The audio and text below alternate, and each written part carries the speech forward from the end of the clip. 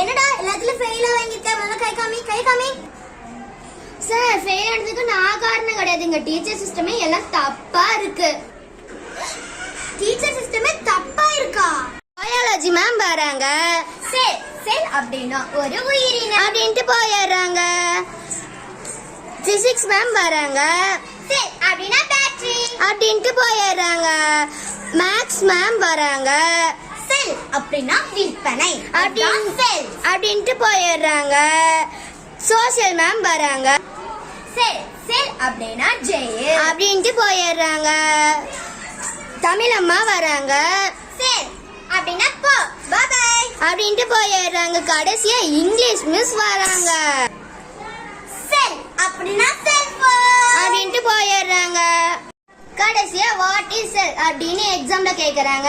நான் என்னன்னு எழுதுவேன்?